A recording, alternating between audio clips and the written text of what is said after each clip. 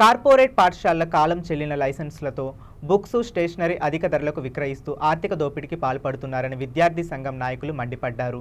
పెద్దపల్లి జిల్లా గోదావరికని ఆర్ఎఫ్సిఎల్ క్యాంపస్లో శ్రీ చైతన్య విద్యా సంస్థ ధనార్జనే ధ్యేయంగా వ్యవహరిస్తుందని వారు ఆగ్రహం వ్యక్తం చేశారు. విద్యార్థుల ఫీజు, పుస్తకాల పర్యవేక్షణపై రాష్ట్ర ప్రభుత్వం జీవోలు తీసుకొచ్చినప్పటికీ ఇష్టారాజ్యంగా వ్యవహరిస్తున్నారన్నారు. చదువుల పేరుతో పేరెంట్స్పై ఆర్థిక దోపిడీకి వ్యతిరేకంగా ఏబీవీపీ, ఏఐఎస్ఎఫ్ ఆధ్వర్యంలో ఆందోళన చేపడతామని వారు హెచ్చరించారు. ఇప్పటికైనా విద్యాధికారులు స్పందించి ప్రైవేట్ పాఠశాల ఆగడాలను అరికట్టాలని వారు కోరారు.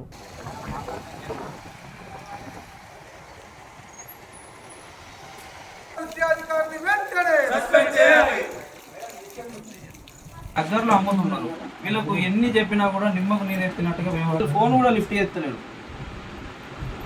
ఇదిగో ఈయన రాజా ఎంపీ సార్, ఇప్పుడు మీటింగ్ కాదు సార్, ఇక్కడ మనకు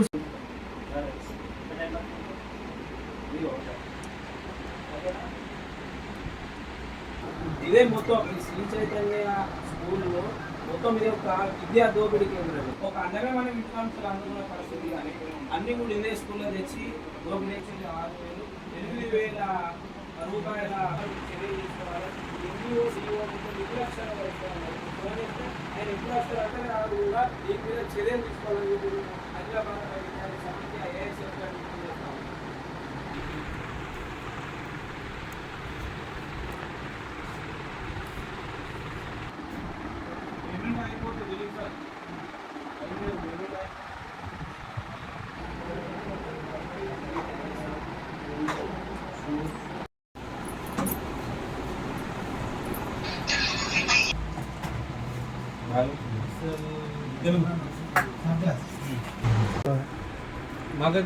ఇది ఇల్లీగల్ అబ్బా, సార్ ఇల్లీగల్. ఆపు నువ్వు సార్, కంటిన్యూషన్ చేసి ఆపు.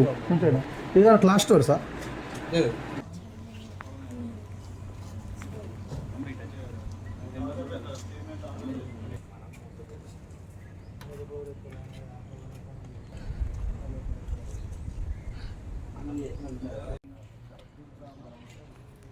ఇది శ్రీ చైతన్య స్కూల్ ఆర్ఎఫ్సిఎల్ సంబంధించిన పుస్తకాలు మరియు బట్టల షాపుల దందా.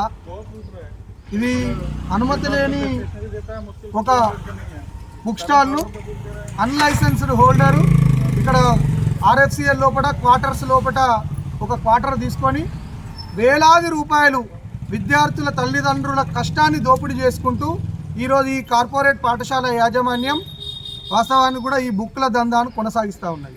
మేము దీన్ని భారతీయ జనతా పార్టీ తరఫున మేము తీవ్రంగా వ్యతిరేకిస్తూ ఉన్నాం.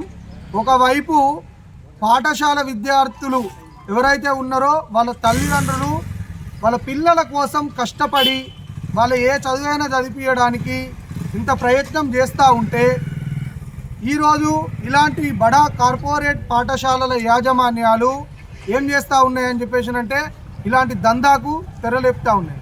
మేము ఒకటే విషయాన్ని సూటిగా ప్రశ్నిస్తూ ఉన్నాం. ఈరోజు మేము ఎంఈఓకి ఫోన్ చేసినాం, డిఈఓకి ఫోన్ చేసినాం, వాళ్ళు ఫోన్ లిఫ్ట్ చేస్తలేరు.